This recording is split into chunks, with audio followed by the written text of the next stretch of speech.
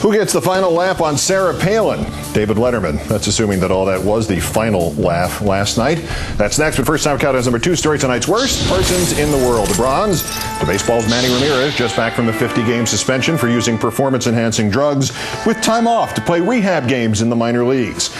Nearly all players on such rehabs thank the minor leaguers with whom they've spent a few days by buying them a big post-game dinner. When Randy Johnson rehabbed in Visalia, California in 2007, he bought his temporary teammates a meal that cost him $3,000. Roger Clemens even bought one of his minor league teams a new clubhouse. A major league pitcher named Joe Martinez, who makes the major league minimum salary, bought his teammates in Modesto a full post-game meal.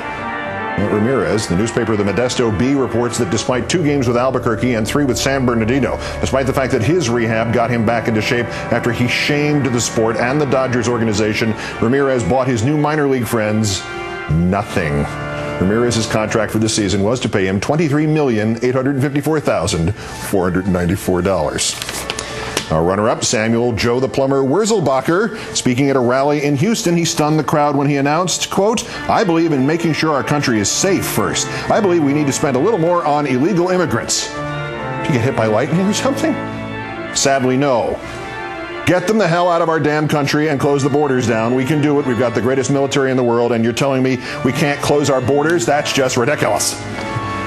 2 points that racists like Wurzelbacher always forget. The official government estimate that there are between 12 and 20 million undocumented immigrants in the United States. The official government estimate is that there are 3,385,000 members of the military, including the reserves, and including everybody stationed outside the country. So if the 12 million immigrants don't want to leave, exactly how are you going to get them to?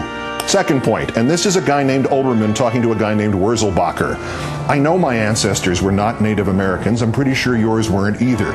Do you have any records proving yours were not illegal immigrants? And our winners, former CIA analyst, ironically in the bin Laden section in the 90s, Michael Scheuer, and Glenn Beck of Fox News. A lot has been written online suggesting Scheuer merits a special comment. The man has some sort of perverse fetish about seeing part of this country destroyed by nuclear weapons. He came on this program in February 2007 and practically drooled at the prospect. He deserves something, but not a special comment. His comment? "The only chance we have as a country right now," he said on Fox News last week, "is for Osama bin Laden to deploy and detonate a major weapon in the United States. Because it's going to take a grassroots, bottom-up pressure because these politicians prize their office, prize the praise of the media and the Europeans. It's an absurd situation, again. Only Osama can execute an attack that will force Americans to demand a government protect them effectively, consistently, and with as much violence as necessary." Scheuer's interviewer, Glenn Beck of Fox News, did not attempt to correct him, did not scream at him, "What the hell do you mean the only chance we have as a country right now?" Beck did not accuse Scheuer of insanity, nor disloyalty, nor palling around with terrorists. Beck did not even burst into tears. The host merely nodded gravely as if this made sense. "Which is why I was thinking," he said, "if I were him, bin Laden, that would be the last thing I would do right now," Beck answered, agreeing with Scheuer and barely containing his disappointment as he did so. We need bin Laden to destroy part of America in order to save America.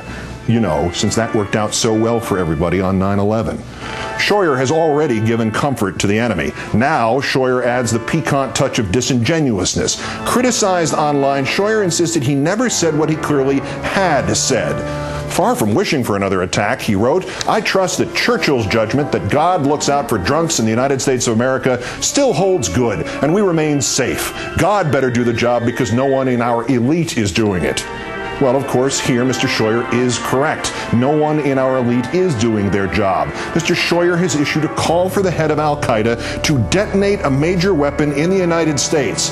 And yet, for some reason, to my knowledge at least, the Department of Homeland Security has not yet been to see him, nor been to see Mr. Beck, nor Fox News, for having provided him a platform and passive assent for approving of not just a terrorist attack which could kill Americans, but approving of one that might even kill Fox viewers.